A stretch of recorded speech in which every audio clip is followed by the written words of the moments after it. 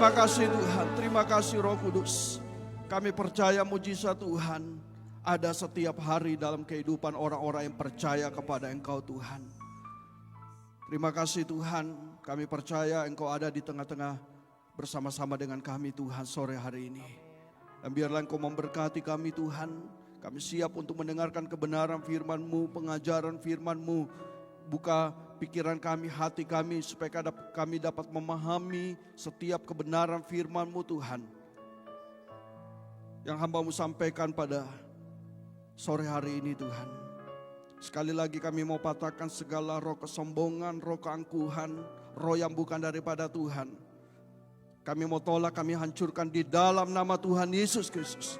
Di dalam nama Tuhan Yesus. Biarlah Tuhan hadirat-Mu menguasai seluruh tempat ini Tuhan, terlebih hati dan pikiran kami. Terima kasih Bapa, terima kasih Tuhan. Kami siap untuk mendengar firman-Mu. Hanya di dalam nama Tuhan Yesus Kristus, Tuhan yang menjadi juru selamat kami. Semua yang percaya katakan amin. Kita berikan tepuk tangan buat Tuhan kita. Haleluya, haleluya, puji Tuhan. Silakan duduk Bapak Ibu Saudara. Tak lupa saya menyapa Bapak Ibu Saudara pada sore hari ini. Shalom. Salam sejahtera dalam kasih Tuhan kita Yesus Kristus. Sore hari ini saya tidak didampingi oleh istri tercinta saya, ya karena hari ini juga dia harus melayani di Ambon, ya di mana kami melayani bersama-sama kurang lebih 4 tahun kami ada di kota Ambon. Dan tetapi malam hari ini saya didampingi juga oleh rekan sekerja saya, ya teman sekerja saya dari Jakarta, ya tepatnya di mana kami membuka suatu sidang jemaat yang baru di Alam Sutra, ya 2 minggu kemarin genap pelayanan kami di Alam Sutra itu genap 1 tahun. Ya, dan saya bersama dengan Bapak Happy, inilah rekan sekerja saya yang membantu saya dalam pelayanan bolak-balik dari Ambon ke Jakarta, ya. Dan saya memegang 2 sidang jemaat, ya. Dan ya tentunya saya membutuhkan satu rekan dalam pelayanan saya, dan Bapak Happy beserta dengan istri yang membantu kami dalam pelayanan ketika saya ada di kota Ambon, maka mereka lah yang mengkoordinir semua pelayanan yang ada di Alam Sutra, di mana kami telah membuka pelayanan di sana sudah 1 tahun. Ya, puji Tuhan. Ya, malam hari ini saya berbicara tentu sesuai dengan tema kita yang berbicara tentang family atau keluarga. Ya, setiap kita pengen dalam kehidupan kita mengharapkan satu keluarga yang baik, keluarga yang harmonis, keluarga yang diberkati oleh Tuhan. Ya, dan ketika saya berdoa, saya meminta sesuatu kepada Tuhan. Saya sore hari ini ingin berbicara dalam seluruh kitab Maleakhi. Ya, tentu saudara, kita tidak perlu membaca seluruh kitab Maleakhi ini untuk menyingkat waktu, karena kitab Maleakhi itu hanya terdiri dari 4 pasal. Tetapi bagaimana malam hari ini? Wah, gak ada ya yang bantu saya. Ada, ya, silakan.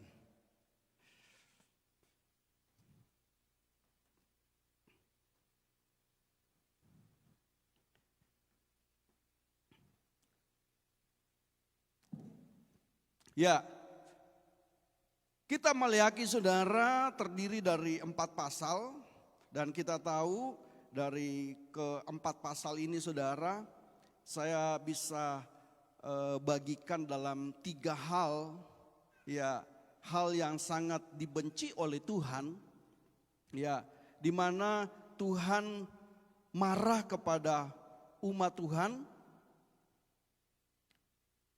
karena mereka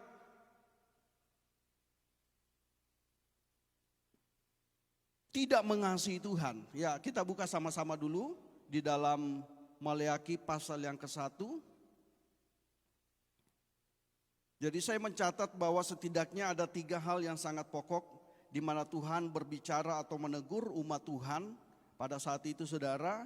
Dan hal yang pertama yaitu mengenai hubungan mereka dengan Tuhan itu rusak, saudara. Coba kita baca di dalam ayat yang kedua, pasal 1, silakan.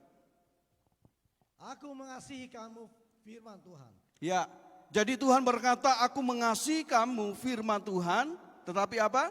Tetapi kamu berkata, dengan cara bagaimanakah engkau mengasihi kami? Ya, mereka bingung.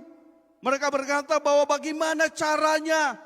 Ya, aku mengasihi engkau, tetapi engkau berkata bagaimana caranya engkau mengasihi kami? Terus? Bukankah Esau itu kakak Yakub? Demikianlah firman Tuhan. Namun aku mengasihi Yakub. Ya, sampai di situ saja dulu. Ya, di sini kita lihat bahwa ketika hubungan seseorang rusak, ketika hubungan kita dengan Tuhan rusak, saudara, maka hal yang pertama kita lihat, kita mengalami kebutaan rohani. Buta dalam perkara-perkara rohani. Ya. Sehingga saudara, firman Tuhan datang kepada mereka, aku mengasihi kamu, tetapi mereka berkata dengan cara bagaimanakah engkau mengasihi kami. Ini orang yang buta rohani, mereka tidak tahu bagaimana cara mengasihi Tuhan. Sekian lama ikut Tuhan, sekian lama mereka mengatakan mereka mengenal Tuhan, tetapi mereka tidak tahu bagaimana cara mereka mengasihi Tuhan. Buta secara rohani, saudara. Ya, orang yang hubungannya dengan Tuhan itu rusak, itu akan mengalami kebutaan rohani. Nah, jangan sampai saudara ini terjadi dalam kehidupan kita. Kita ikut Tuhan, sekian lama kita ikut Tuhan, tapi kita tidak mengerti dan kita tahu bagaimana caranya saya mengasihi Tuhan. Nah, ini yang terjadi bagi orang-orang Israel. Katanya mereka mengenal Tuhan, mereka memiliki Tuhan yang benar, tetapi mereka tidak mengerti dan tidak memahami bagaimana cara mengasihi Tuhan, saudara. Ini yang membuat Tuhan murka. Ya. Mereka tidak tahu mengasihi, mereka tidak tahu cara mengasihi Tuhan.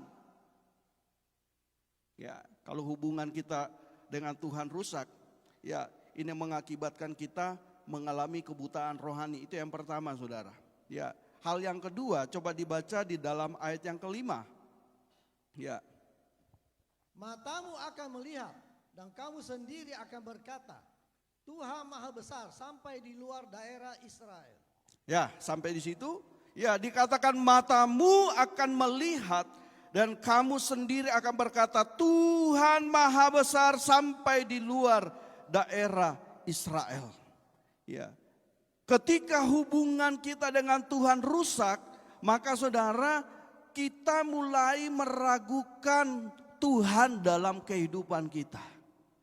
Akan timbul ketidakpercayaan dalam kehidupan kita ketika kita menghadapi suatu masalah, ya pergumulan dalam kehidupan kita. Kita tidak mengandalkan lagi Tuhan karena kita ragu. Kita mulai meragukan Tuhan, saudara. Nah, ini yang terjadi bagi bangsa Israel. Kalau saudara perhatikan, Tuhan berkata kepada mereka, matamu akan melihat dan kamu sendiri akan berkata, Tuhan Maha Besar sampai di luar daerah Israel. Orang Israel membatasi Tuhan. Mereka berpikir bahwa, oh Tuhan hanya bisa menolong saya, Tuhan hanya bisa memberkati saya, hanya sampai batas wilayah Israel. Di luar dari batas Israel, tidak ada Tuhan di sana. Artinya apa, saudara? Bahwa mereka membatasi Tuhan. Mereka membatasi kuasa Tuhan dalam kehidupan mereka. Nah, ini yang seringkali terjadi dalam kehidupan kita, saudara. Ya, kita mulai membatasi Tuhan. Karena apa? Karena hati kita tidak connect dengan Tuhan. Hubungan kita dengan Tuhan rusak. Sehingga kita mulai membatasi Tuhan. Bangsa Israel pun juga membatasi ya, kuasa Tuhan. yang bekerja dalam kehidupan mereka, saudara. Ya, mereka berpikir bahwa wah, Tuhan cuma hanya bisa menolong, memberkati. Tuhan itu ada batasnya. Ya, saya percaya saudara, kuasa Tuhan, Tuhan memberikan kita roh yang tidak terbatas. Amin. Kalau Tuhan memberikan kita roh yang tidak terbatas, maka kuasanya juga tidak terbatas dalam kehidupan kita. Amin. Coba kita baca di dalam Yohanes pasal yang ketiga. Yohanes pasal 3 ayat 34. Silakan dibaca. Yohanes 3. Sebab siapa yang diutus Allah? Siapa yang diutus Allah? Dialah yang menyampaikan firman Allah. Dialah yang menyampaikan firman Allah. Karena apa? Karena Allah mengaruniakan rohnya dengan tidak terbatas. Siapa yang diutus Allah dikatakan di situ. Dialah yang menyampaikan firman Allah. Dan diteguhkan apa? Orang yang diutus Allah. Tuhan mengaruniakan rohnya dengan tidak terbatas. Kalau Tuhan memberikan kita roh yang tidak terbatas, maka kuasa Tuhan juga tidak terbatas atas kehidupan kita. Amin. Jadi jangan kita batasi Tuhan. Kalau kuasa Tuhan itu tidak terbatas, jangan kita batasi Tuhan. Nah, seringkali dengan pikiran kita mulai membatasi Tuhan. Ketika keadaan sesuatu terjadi dalam kehidupan kita mulai membatasi Tuhan. Dengan apa? Dengan pikiran kita. Bukan cuma saudara, saya pun juga mengalami kadang-kadang seperti itu, saudara. Ya. Tetapi di mana ketika Tuhan membawa saya dalam satu pengalaman demi pengalaman, saya sangat percaya bahwa roh yang ada di dalam diri saya itu roh yang tidak terbatas. Mengapa saya harus membatasi kuasa Tuhan yang bekerja dalam hidup saya? Saya pernah, saudara, sedikit merasa diri gagal dalam pelayanan saya, saudara. Saya pernah merasa diri bahwa Tuhan tidak memakai saya. Ketika saya melayani, sebelum saya di Ambon, saudara, saya melayani 15 tahun mengembalakan jemaat di kota Donggala. Ya, saya memiliki seorang anak muda, ya, di mana anak muda ini, saudara, sejak dari sekolah minggu kami mendidik dia, ya. Tetapi dia mati muda. Umur 26 tahun dia telah mati. Dia telah dipanggil Tuhan. Nah, sekian tahun, saudara, dia bergumul dengan penyakit yang dia derita sejak dari kecil. Dari sejak umur 7 tahun dia harus insulin. Dan ketika umur 25 tahun dia mengalami gagal ginjal. Dan hampir selalu, saudara, saya mendoakan. Ya, setiap dia sakit, dia datang, Pak Pen, tolong doakan saya berdoa. Dan sekalipun dia sakit, dalam kelemahan tubuh, dia katakan selama dia masih bisa berdiri, dia mau melayani Tuhan. Dan ketika kepergian ketika dia dipanggil Tuhan, saya merasa terpukul, saudara. Tuhan, dia masih sangat muda. Kenapa Tuhan ambil dia?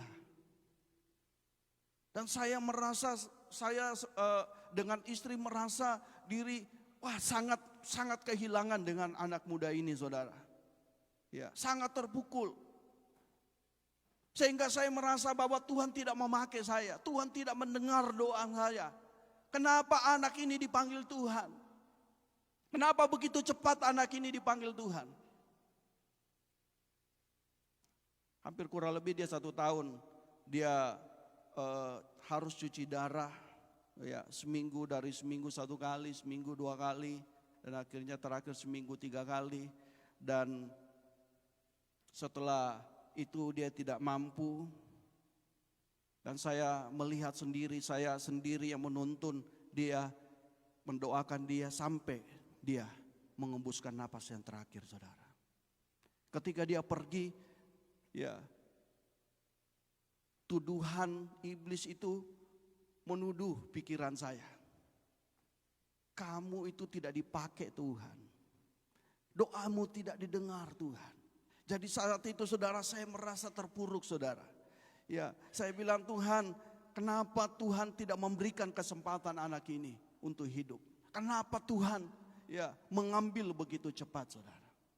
Ya, karena dia mengalami gagal ginjal dan akhirnya dia dipanggil Tuhan. Singkat cerita saudara, ya itu sudah berlangsung berapa tahun. Ketika saya pindah di kota Ambon, ya seorang pada saat itu saya ingat hampir 2 tahun yang lalu saya ditelepon oleh seorang hamba Tuhan yang juga memiliki penyakit yang sama. Dia mengalami gagal ginjal dan dia harus cuci darah selama 1 minggu 3 kali. Dan pendeta ini saudara, dia seorang hamba Tuhan di Toraja. Ya, dia sudah sekian tahun tidak bisa melayani Tuhan karena kondisi penyakitnya. Ya, ketika dia mendengar ya seseorang dari seorang bersaksi sama dia, ya saya tidak mengenal hamba Tuhan ini, tiba-tiba dia telepon. Dan saya tanya, "Bapak penyakitnya apa?" Dan dia katakan penyakit ya gagal ginjal, dia harus cuci darah seminggu 3 kali. Saya ingat saudara, ya penyakit yang sama dengan anak muda, ya yang selama ini saudara saya doakan tidak sembuh. Ya. Tetapi hari itu saudara, ketika Bapak ini menelpon untuk minta saya didoakan, iblis mulai ya berbisik dalam pikiran saya, "Kamu tidak akan bisa ya mendoakan penyakit ini, jenis penyakit ini." Iblis ya mulai saya berperang dalam pikiran saya dengan perkataan-perkataan iblis. Dan dia katakan, "Kamu lihat anak muda itu meninggal. Jadi percuma kamu mendoakan pendeta ini." Tetapi saya ingat firman Tuhan ini. Siapa yang diutus oleh Allah, dia diberikan rohnya yang tidak terbatas. Dan ketika Tuhan memberikan, dan ketika saya yakin bahwa Tuhan memberikan saya roh yang tidak terbatas, kenapa saya harus membatasi Tuhan? Kenapa saya harus membatasi kuasa Tuhan? Kan bukan saya yang melakukan, tetapi Tuhanlah yang melakukan itu. Dan timbul iman saya saudara saat itu. Saya bilang, saya akan mendoakan Bapak. Dan saya percaya bahwa Bapak akan mengalami kesembuhan. Bapak akan mengalami mujizat Tuhan. Dalam berapa minggu kemudian Bapak akan melayani Tuhan, kembali melayani Tuhan. Nah saya minta saudara, ya sebelum saya berdoa saya mau minta dulu data-data dari dokter. Yang saya ingat saudara, kadar racun dalam ginjalnya itu saat itu 157. Ya saya nggak terlalu mengerti tentang nama-nama medis saudara, tetapi yang saya ingat kadar racun itu, yang saya ingat dia katakan bahwa ya racun di ginjal itu harus batas maksimum 50. Ya, tetapi dia itu sampai 157. Oke. Dan yang kedua yang saya ingat, kadar purin, atau mungkin orang umum mungkin lebih tahu asam urat. Ya, nah itu kadar purinnya sangat tinggi saudara. Ya, seorang laki-laki itu maksimal 7 yang saya tahu. Tapi saat ini Bapak ini 17. Sehingga saudara, dia harus terus cuci darah. Tetapi saat itu saya katakan, roh Tuhan, jangan batasi Tuhan. Jangan batasi kuasa Tuhan bekerja dalam hidupmu. Tuhan masih mau memakai engkau. Nah saat itu saudara saya berdoa. Saya bilang kita berdoa, kita sepakat dalam nama Tuhan Yesus kita panggil.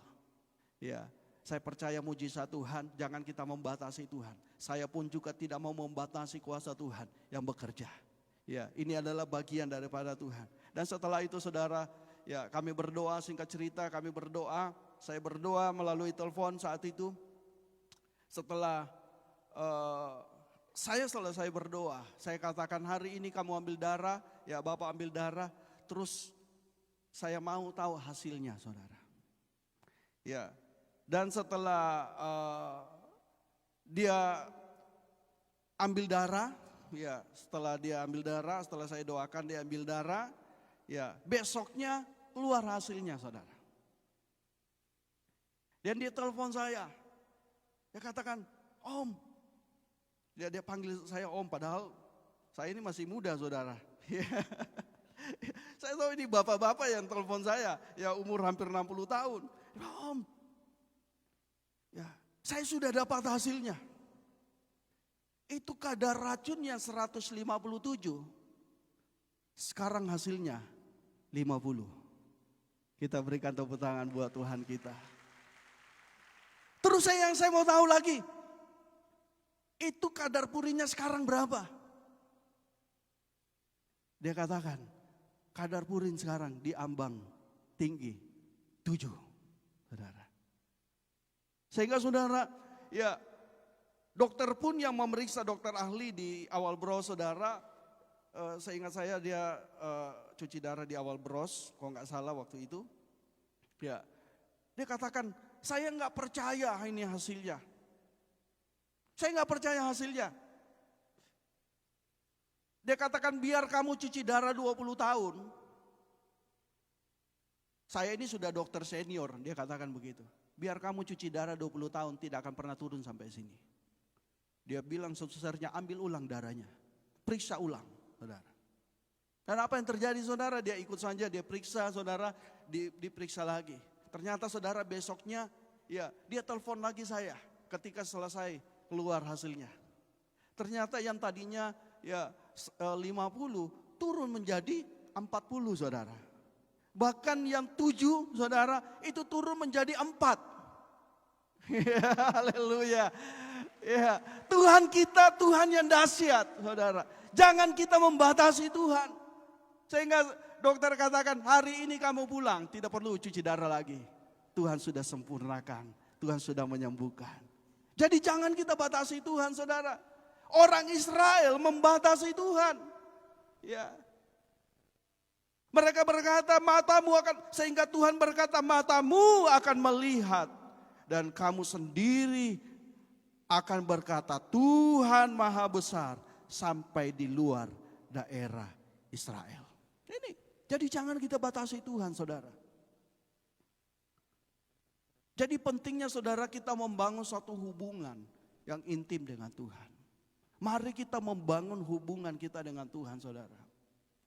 Ketika hubungan kita dengan Tuhan rusak, ini yang membuat seringkali saudara kita ragu tentang Tuhan.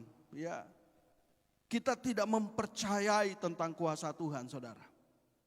Ya, sehingga banyak orang dikuasai dengan sakit penyakit, banyak orang dikuasai dengan berbagai macam pergumulan dalam hidup mereka saudara. Jadi jangan kita membatasi Tuhan saudara. Ya. Dan hal yang ketiga, karena hubungan Tuhan mereka rusak, ya, mereka tidak menghormati Tuhan. Coba dibaca ayat yang ke-7 sampai yang ke-8. Ayat 7 dan 8. Dari pasal 1 tadi Maleakhi. Kamu membawa roti cemar ke atas mezbaku. Tuhan bilang kamu membawa roti cemar ke atas mezbaku. Mereka memberikan suatu persembahan kepada Tuhan. Tetapi apa? Tetapi berkata, dengan cara bagaimanakah kami mencemarkannya? Oh, mereka tidak memahami bagaimana cara memberi kepada Tuhan. Bagaimana mereka mempersembahkan kepada Tuhan saudara. Terus? Dengan cara menyangka meja Tuhan boleh dihinakan. Ya, ayat yang ke-8. Apabila kamu membawa seekor binatang buta untuk dipersembahkan, tidakkah itu jahat? Apabila kamu membawa binatang yang timpang dan sakit, tidakkah itu jahat? Cobalah menyampaikannya kepada bupatimu. Apakah ia berkenan kepadamu? Apalagi menyambut engkau dengan baik. Firman Tuhan semesta alam. Ya, sampai di situ saudara. Ini ketika hubungan kita dengan Tuhan rusak, ya, kita tidak menghormati lagi Tuhan. Nah, kita lihat saudara bagaimana orang Israel memberi asal-asalan, ya, memberikan binatang yang buta, timpang, ya. Nah, seringkali saudara ini terjadi dalam kehidupan kita. Saya pernah dapat satu ketika bendahara menghitung uang persembahan, ternyata saudara ada potongan 2.000 perak setengah lagi, saudara. Terpotong lagi. Ya. Ini orang memberikan kepada Tuhan ya tanpa satu pengertian. Tidak menghormati Tuhan. Nah, ini Tuhan menegur orang Israel. Kamu memberikan satu persembahan kepadaku, binatang yang buta, binatang yang timpang. Engkau tidak menghormati namaku, kata Tuhan. Mereka tidak menghormati. Mengapa saudara? Kembali lagi kepada hubungan. Dan ini yang membuat Tuhan memarah ya kepada orang Israel. Karena hubungan mereka dengan Tuhan. Ya, dengan cepat saudara, hal yang keempat, karena hubungan dengan Tuhan rusak. Ya, sehingga ayat yang ke-7, pasal 2, ayat yang ke-7. Sebab bibir seorang iman memelihara pengetahuan dan orang mencari pengajaran dari mulutnya. Sebab dialah utusan Tuhan semesta alam. Ayat 8. Tetapi kamu ini menyimpan dari jalan. Kamu membuat banyak orang tergelincir dengan pengajaranmu. Kamu merusakkan perjanjian dengan Levi, firman Tuhan semesta alam. Ya, sampai di situ saudara. Kita lihat bagaimana ketika hubungan seseorang rusak, ya. Bukan hanya umat Tuhan rusak, ya, bukan hanya umat Tuhan, ya, tetapi juga para imam-imam mereka, hamba-hamba Tuhan. Tidak ada lagi pengajaran yang benar di mulut mereka. Gak ada, saudara. Satu gereja rusak, saudara. Dari umatnya sampai kepada pendetanya. Ini dikatakan gak ada lagi seorang imam, harus dikatakan ayat 7. Sebab bibir seorang imam itu memelihara pengetahuan dan orang mencari pengajaran dari mulutnya. Tapi dari mulut seorang imam, dari mulut seorang hamba Tuhan tidak ada lagi pengajaran yang benar. Yang ada kepahitan. Yang ada menceritakan kejelekan orang lain. Tidak ada lagi kebenaran yang keluar dari mulutnya. Ini akibat dari hubungan yang rusak, saudara. Cari pasangan yang seimbang. Ya, pasangan yang seimbang itu bukan sama-sama Kristen. Ya, tadi sempat saya khotbah di youth di Dayak, saya sempat singgung ini. Kalau mau cari pasangan seimbang itu bukan dia Kristen, kami sama-sama Kristen, sudah seimbang. Bukan itu, saudara. Kata seimbang, saudara, di mana bukan hanya sama-sama Kristen. Kalau kamu seorang pelayan Tuhan, cari orang yang melayani Tuhan sama-sama. Karena kalau kamu suka melayani Tuhan, dapat pasangan yang tidak suka melayani Tuhan. Ini yang jadi masalah nanti dalam rumah tangga. Satu suka melayani Tuhan, satu tidak suka melayani Tuhan. Akhirnya jadi masalah, bentrok terus. Satu cinta Tuhan, satu tidak cinta Tuhan. Pasangannya cuma berpikir yang penting datang ke gereja itu cukup. Tetapi pasangannya ya berkata, oh tidak cukup. Kami harus melayani Tuhan, kami harus melayani Tuhan. Jadi itu jadi masalah, saudara. Nah, ini yang membuat kenapa Tuhan marah kepada orang Israel. Kenapa Tuhan melarang mereka jangan menikah dengan orang yang bukan seiman? Ya. Karena apa? Itu dimulai dari hubungan dengan Tuhan rusak. Sehingga mereka sembarang aja cari pasangan sembarang, menikah dengan sembarang orang. Dan akhirnya apa? Karena tidak tanya Tuhan, begitu ada masalah terjadi pertengkaran, ya terus menerus tidak bisa diselesaikan. Akhirnya apa? Bercerai, pisah. Nah ini. Dan dikatakan Tuhan marah Israel karena kawin campur dan perceraian, saudara. Ya. Terjadi perceraian. Coba saudara baca di dalam ayat yang ke-15. Silakan dibaca pasal yang kedua. 15 dan 16. Bukankah Allah yang esa menjadikan mereka daging dan roh? Dan apakah yang dikehendaki kesatuan itu? keturunan ilahi. Nah, kenapa Tuhan mau kita saudara mencari pasangan yang sama-sama takut akan Tuhan. Jangan sembarang memilih pasangan yang tidak takut akan Tuhan. Karena Tuhan mau kita melahirkan keturunan ilahi. Anak-anak yang takut akan Tuhan. Ini tujuan Tuhan. Kalau dari salah satu pasangan kita tidak cinta Tuhan, otomatis ada di antara mereka juga persis sama mungkin dengan bapaknya atau mamanya. Ini yang seringkali saya temukan saudara. Nah, Tuhan mau menghendaki, dikatakan di situ, ya Tuhan mau menghendaki supaya kita melahirkan keturunan ilahi, saudara. Ini, ya. Terus? Jadi jagalah dirimu. Tuhan katakan jagalah dirimu. Dan apa? Dan janganlah orang tidak setia terhadap istri dari masa mudanya. Ya. Sebab aku membenci perceraian. Aku membenci perceraian, saudara. Ini firman Tuhan katakan. Tuhan membenci perceraian. Terus? Firman Tuhan, Allah Israel, juga orang yang menutupi pakaiannya dengan kekerasan. Firman Tuhan semesta alam. Maka jagalah dirimu dan jagalah berkhianat. Ya, sampai di situ saudara. Tuhan membenci perceraian. Tetapi justru kita melihat begitu banyak anak-anak Tuhan, ya akhir-akhir ini saudara mengalami kehancuran dalam rumah tangga mereka. Saya tinggal di daerah mayoritas Kristen saudara. Ketika saya pertama kali saya ke Ambon, saya mengunjungi, saya menyapa dengan orang-orang yang saya tidak kenal. Dan saya melihat hampir semua orang-orang yang saya temui itu punya masalah dalam rumah tangga.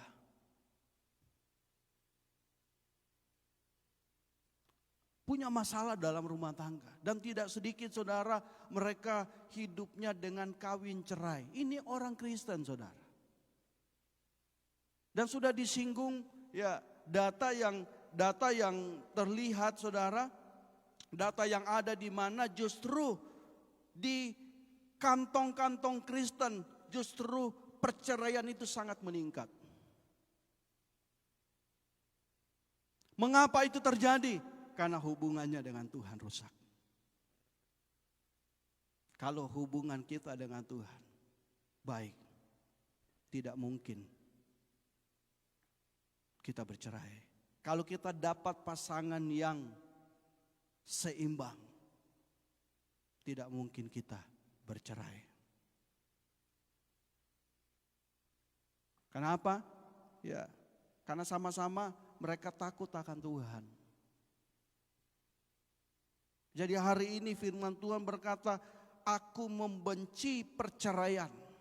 Ini Tuhan sendiri berkata, Tuhan membenci perceraian. Tuhan tidak suka ada suatu perceraian. Mengapa? Karena Tuhan mau ya kita melahirkan keturunan ilahi dalam keluarga kita, saudara. Artinya apa, saudara? Kalau rumah tangga hancur, rumah tangga bubar, anak-anak yang jadi korban. Anak-anak yang hancur. Nah, mari saudara kita, itu sebabnya carilah pasangan yang seimbang, carilah pasangan yang cinta Tuhan. Dan engkau akan melihat bagaimana Tuhan memberkati keluargamu. Amin. Ya, kita buka di dalam Amsal pasal yang kelima. Amsal pasal 5 ayatnya yang ke-14 sampai 18. Aku nyaris terjerumus ke dalam tiap malapetaka di tengah-tengah jemaah dan perkumpulan. Minumlah air dari kulamu sendiri. Minumlah air dari sumurmu yang membual. Patukah mata airmu meluap keluar seperti batang-batang air ke lapangan-lapangan? Biarlah itu menjadi kepunyaanmu sendiri. Jangan juga menjadi kepunyaan orang lain. Diberkatilah kiranya sendamu. Bersukacitalah dengan istri masa mudamu. Ya, sampai di situ saudara. Ini nasihat daripada penulis Amsal ini dikatakan. Diberkatilah kiranya sendangmu. Ya, bersukacitalah dengan istri masa mudamu. Ini Engkau harus tetap bisa bersuka cita dengan istri masa mudamu. Bukan istri keduamu, bukan istri ketigamu, tetapi istri masa mudamu. Jadi firman Tuhan ini menasihatkan. Dikatakan ayat yang ke-14, aku nyaris terjerumus ke dalam tiap malapetaka. Ya, di tengah-tengah jemaah dan perkumpulan. Dia nyaris terjerumus, dia nyaris rumah tangganya hancur, dia nyaris terjerumus dengan kehidupan, dengan jatuh di dalam persinahan. Dia nyaris, saudara. Artinya apa? Sedikit lagi dia hampir jatuh. Tetapi karena dia tahu dia seorang cinta Tuhan, karena dia tahu dia seorang yang takut akan Tuhan. Ketika dia hampir jatuh, dia tahu ini dosa. Dia harus lari, dia harus menghindar. Hal ini, saudara, dilakukan oleh juga Yusuf. Ketika dia digoda oleh Tante Potifar, ya, dia digoda dengan Tante Potifar, ayo tidur dengan aku. Terus digoda, saudara, seorang ya laki-laki, saudara, anak muda. Terus digoda. Kalau Yusuf tidak takut akan Tuhan, dia pasti jatuh di dalam dosa. Tetapi Yusuf menjaga kekudusannya. Ya, dia tidak mau melanggar apa yang Tuhan perintahkan. Dia menjaga kekudusannya. Dia meninggalkan istri Potifar, saudara. Seandainya, saudara, dia berlama-lama di situ, ya, seandainya Yusuf tidak takut akan Tuhan, dia pasti jatuh dengan Potifar. Dan kita lihat kalau dia jatuh dengan istri Potifar, saya yakin Yusuf tidak pernah menggapai mimpinya. Saya percaya bahwa Yusuf tidak akan pernah melihat mimpinya, sekalipun visi itu datang bagi Yusuf. Saya yakin Yusuf tidak akan mencapai visi yang dia terima dari Tuhan. Mengapa, saudara? Karena dia memutuskan untuk jatuh di dalam dosa. Sekalipun kita menerima suatu visi yang besar, tetapi kalau kita tidak menjaga kekudusan kita, ya, kita tidak menjaga hubungan kita dengan Tuhan, maka visi yang besar itu tidak akan pernah tercapai dalam kehidupan kita, saudara. Kita belajar dari kehidupan bangsa Israel. Bangsa Israel menerima visi yang besar. Mereka akan masuk ke tanah Kanaan. Itu visi yang mereka terima. Tetapi apakah mereka masuk ke tanah Kanaan? Hanya dua yang menerima visi, hanya dua yang masuk ke tanah Kanaan. Hanya Yosua dan Kaleb. Itu yang mendengar visi langsung yang datang kepada mereka. Selebihnya kemana? Mereka mati di padang gurun. Mereka mati dengan visi mereka. Karena apa? Karena mereka berdosa kepada Tuhan. Tidak cukup kita menerima visi yang besar, tapi engkau harus menjaga kekudusanmu. Engkau harus jaga hidupmu. Baru engkau akan melihat kemuliaan Tuhan akan dinyatakan dalam kehidupanmu. Ya, ini yang kedua, saudara. Mari kita menjaga kekudusan kita kepada Tuhan, saudara. Dengan cepat, saudara, hal yang ketiga yang membuat Tuhan marah, ya, kepada orang Israel, ya, saat itu di dalam pasal yang ketiga. Kita kembali dalam Maleaki. Maleaki pasal yang ketiga, ayat yang ke-8 dan 9. Ya, silakan. Bolehkah manusia menipu Allah? Namun kamu menipu aku. Tetapi kamu berkata, dengan cara bagaimanakah kami menipu engkau? Mengenai persembahan dan persepuluhan dan persembahan khusus. Kamu telah kena kutuk, tetapi kamu masih menipu aku. Ya, kamu seluruh bangsa. Bawalah seluruh persembahan persepuluhan itu ke dalam rumah perbendaharaan, supaya ada persediaan makanan di rumahku, dan ujilah aku. Firman Tuhan semesta alam, apakah aku tidak membukakan bagimu tingkap-tingkap langit dan mencurahkan berkat kepadamu sampai berkelimpahan. Ya, sampai di situ saja. Ya. Jadi hal yang ketiga, saudara, yang membuat hati Tuhan marah kepada mereka itu mengenai persembahan khusus.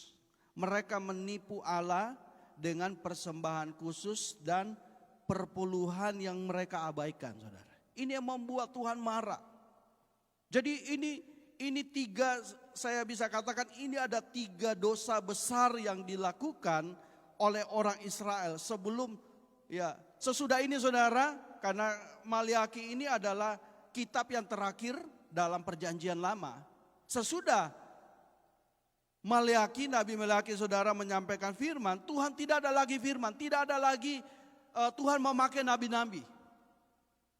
Hampir kurang lebih 400 tahun tidak ada lagi nabi yang diutus Tuhan untuk berbicara kepada umat Tuhan. 400 tahun, saudara, tidak ada lagi khotbah, tidak ada lagi firman Tuhan. Mau jadi apa umat Tuhan pada saat itu, saudara? Mau jadi apa kita kalau kita tidak pernah dengar lagi firman Tuhan? Pasti kehidupan manusia akan semakin hancur. Pasti kehidupan manusia akan semakin rusak. Karena mereka tidak pernah lagi mendengarkan firman Tuhan. Makanya jangan kita abaikan selama Tuhan masih memberikan kita kesempatan untuk mendengarkan firman Tuhan. Mari kita dengar firman Tuhan dengan baik. Setelah itu tidak ada lagi. Tuhan tidak berfirman. Tuhan berhenti berbicara. Masa itu disebut juga silent period. Tidak ada lagi firman Tuhan, tidak ada lagi hamba-hamba Tuhan yang dipakai oleh Tuhan untuk menyampaikan firman Tuhan. Tidak ada lagi hamba Tuhan yang memberikan teguran kepada mereka. Tidak ada lagi nasihat firman Tuhan kepada mereka. Ya, sehingga manusia hidup di dalam dosa karena tidak ada lagi firman Tuhan yang bisa menasihati kehidupan mereka, saudara. Nah, dosa yang ketiga yang Tuhan peringatkan kepada mereka mengenai persembahan khusus dan perpuluhan mereka abaikan. Ini dosa akhir zaman, saudara. Alkitab mencatat bahwa pada akhir zaman orang itu menjadi hamba uang. Coba kita buka dalam 2 Timotius pasal 3 ayat 2. Manusia akan mencintai dirinya sendiri dan menjadi hamba uang. Ya. Mereka akan membual dan menyombongkan diri. Mereka akan menjadi penfitnah. Mereka akan berontak terhadap orang tua dan tidak tahu berterima kasih. Ya, sampai di situ. Dikatakan mereka menjadi hamba uang. Manusia akhir zaman itu menjadi hamba uang. Orang diperbudak dengan uang. Umat Tuhan diperbudak dengan uang. Yang ada di pikirannya uang. Hanya uang dan uang terus. Semua dihitung dengan uang. Ini keadaan manusia pada akhir zaman. Bahkan kalau melayani Tuhan pun juga dihitung-hitung. Semua diukur dengan uang. Hamba-hamba Tuhan pun juga termasuk, saudara. Banyak hamba-hamba Tuhan. Kalau dipanggil melayani Tuhan, dia hitung-hitung. Kalau tidak sesuai dengan pengeluarannya, dengan PK-nya, gak mau lagi dia diundang, saudara. Dia marah. Nah ini, saudara, hamba Tuhan pun juga terjangkit. Bukan cuma umat Tuhan, hamba Tuhan juga. Jadi saya berbicara ini, saudara, ya bukan hanya jemaat, tapi hamba Tuhan pun juga banyak model seperti ini. Semua diperbudak dengan uang. Pelayanan sudah menjadi sebuah bisnis.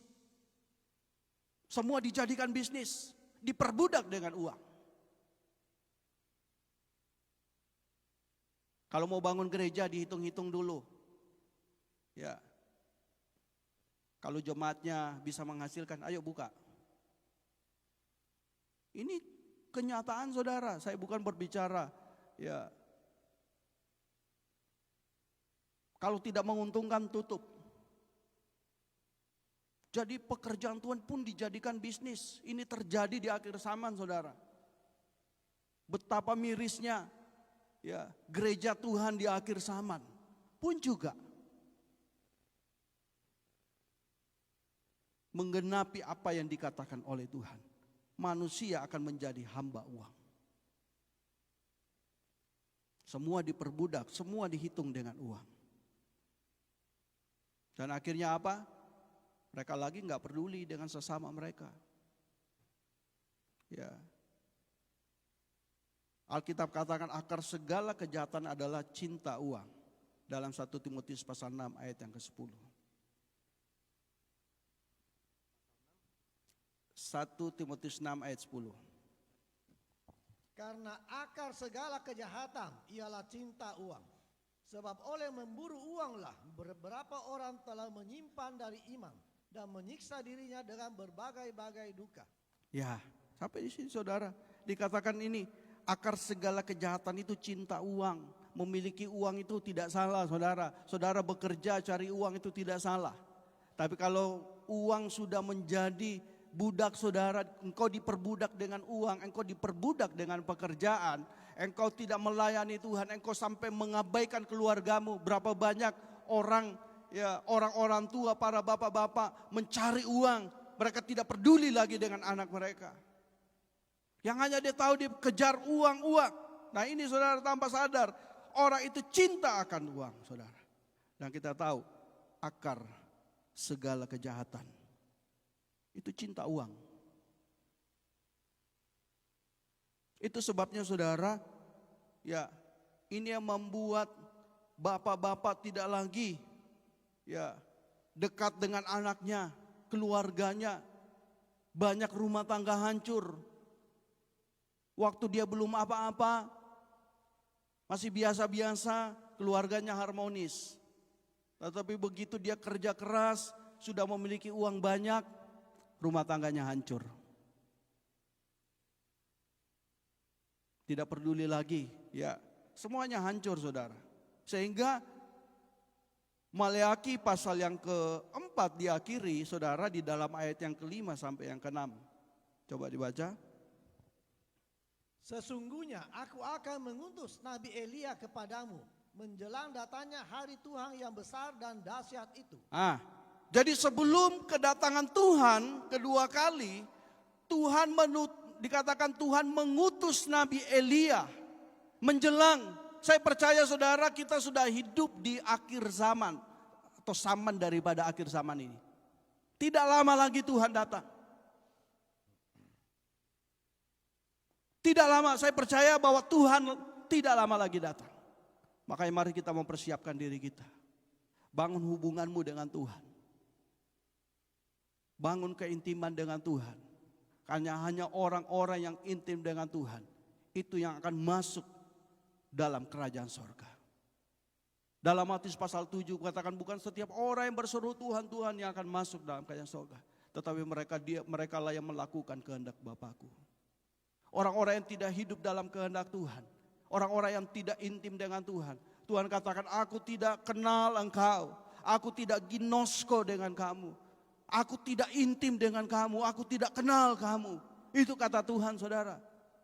Enya engkau hai engkau pembuat kejahatan. Jangan sampai saudara ketika kita mati. Kita berpikir, kita merasa, oh mana tempat saya, mana mahkota yang Tuhan siapkan bagi saya. Tuhan bilang, enya engkau, hai engkau pembuat kejahatan. Aku tidak ginosko, aku tidak kenal engkau. Kita kaget saudara. Maka banyak pun juga nanti hamba-hamba Tuhan. Ini juga warning buat saya saudara. Kadang-kadang saya berdoa Tuhan jangan sampai saya melayani, sibuk melayani sana sini. Tuhan tidak kenal saya. Karena saya terlalu sibuk dalam pelayanan, saya tidak membangun keintiman dengan Tuhan. Jangan sampai Tuhan berkata ketika Tuhan panggil sama saya, ya Tuhan berkata, "Enyah engkau, hai engkau pembuat kejahatan. Aku tidak kenal engkau. Artinya saudara, setiap kehidupan kita Tuhan menginginkan kita membangun keintiman dengan Tuhan. Ini pesan terakhir bagi orang Israel. Mereka kehilangan keintiman dengan Tuhan. Mereka kehilangan kasih, mereka kehilangan kasih. Karena mereka kehilangan kasih, hubungan mereka rusak dengan Tuhan. Akhirnya begitu banyak masalah, persoalan terjadi dalam kehidupan mereka. Mungkin saudara, kalau persoalan masalah terjadi dalam kehidupan kita, tidak putus-putus, selalu aja ada masalah, selalu ada masalah. Mungkin hubungan kita dengan Tuhan rusak. Mungkin kita sudah jauh dari Tuhan, saudara. Sehingga saudara, ayat yang ke-6 coba dibaca. Maka ia akan membuat hati bapak-bapak berbalik kepada anak-anaknya dan hati anak-anak kepada bapak-bapaknya, supaya jangan aku datang memukul bumi sehingga musnah. Supaya jangan aku datang memukul bumi. Kutuk terjadi dalam pekerjaan kita. Apa yang kita kerjakan semuanya gagal. Karena apa saudara? Hubungan kita dengan Tuhan rusak. Karena hubungan kita dengan Tuhan rusak, otomatis itu juga terdampaknya kepada keluarga. Sehingga dikatakan hati, pada akhir zaman Tuhan mengutus Nabi Elia supaya bapak-bapak itu berbalik kepada anak-anaknya. Dan hati anak-anak kepada bapak-bapaknya. Karena kesibukan orang tua, bapak-bapak, sehingga mereka melupakan, mengabaikan keluarganya. Tidak ada lagi hubungan yang baik dengan keluarganya, anaknya. Hancur. Anak-anak tidak menghormati lagi orang tua. Berapa banyak kita mendengar anak-anak membunuh orang tua mereka. Bapak membunuh anaknya. Anak-anak tidak menghormati lagi orang tua. Ini terjadi pada akhir zaman, saudara. Dan peringatan ini diberikan kepada orang-orang yang katanya mengenal Tuhan. Bukan orang yang tidak mengenal Tuhan.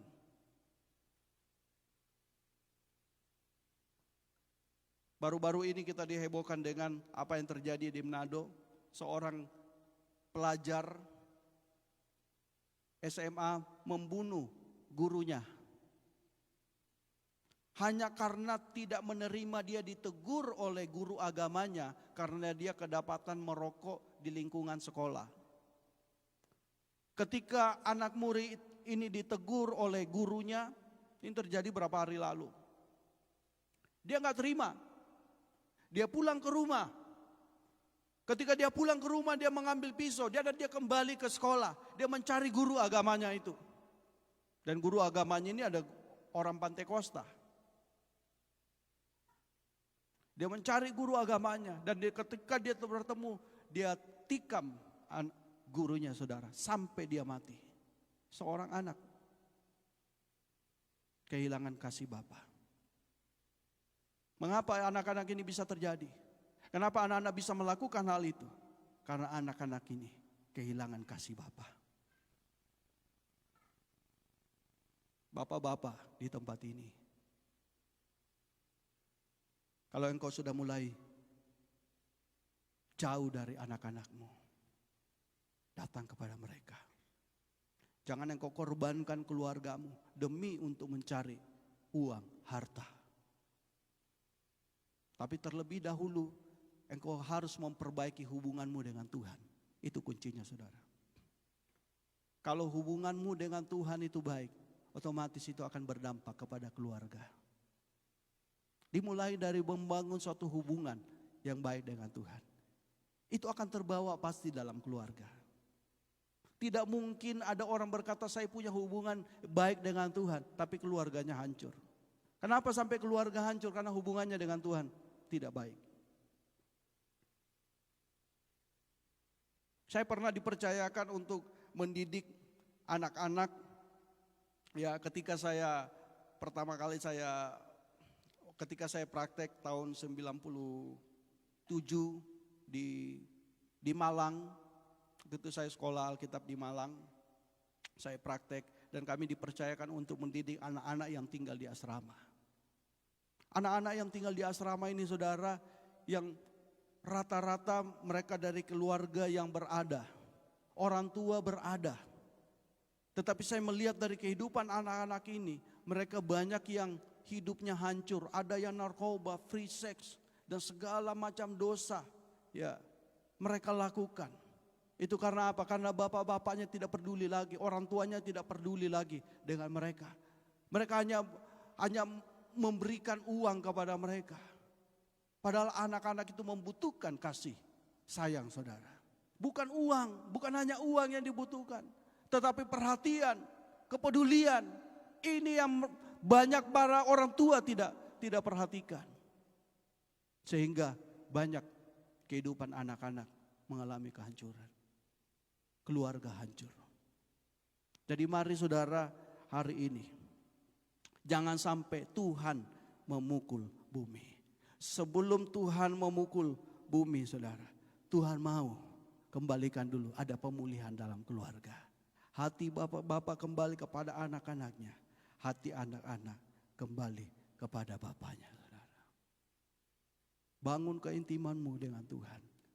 Jadi 3 hal ini yang dosa yang dibenci oleh Tuhan. Setelah ini tidak ada lagi nasihat firman Tuhan. 400 tahun Tuhan tidak berfirman lagi. Mari kita datang kepada Tuhan. Haleluya. Mari pemain musik. Ya.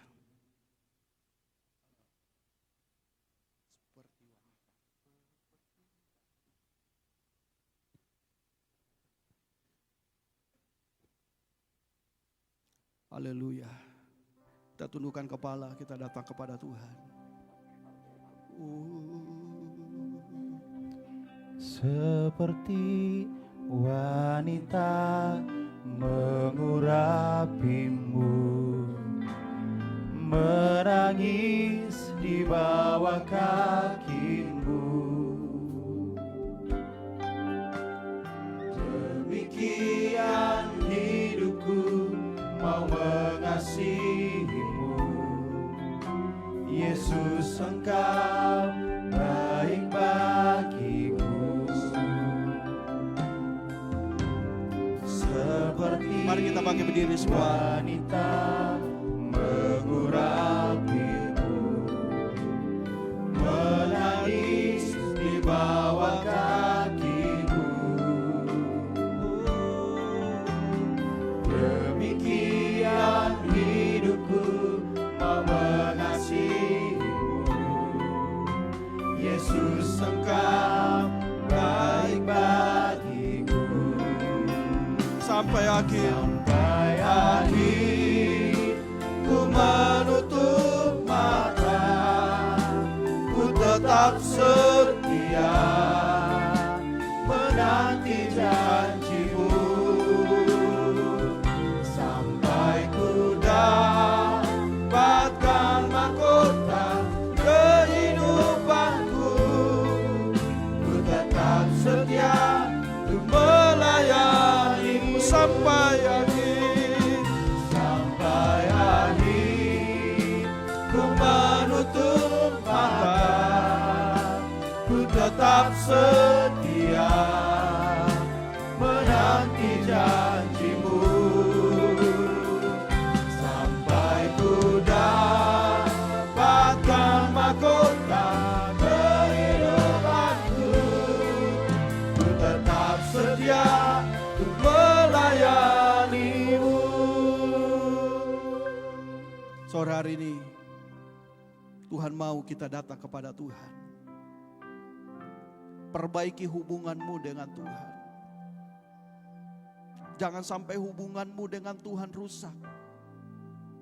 Kalau engkau mungkin sudah jauh dari Tuhan, engkau tidak tahu bagaimana cara mengasihi Tuhan. Hari ini firman Tuhan datang kepada kita. Kasih Tuhan, perbaiki hubunganmu lagi dengan Tuhan. Bertobat, datang kepada Tuhan.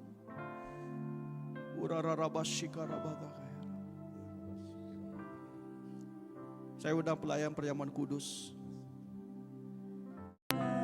Sampai akhir ku menutup mata, ku tetap setia menanti janjimu,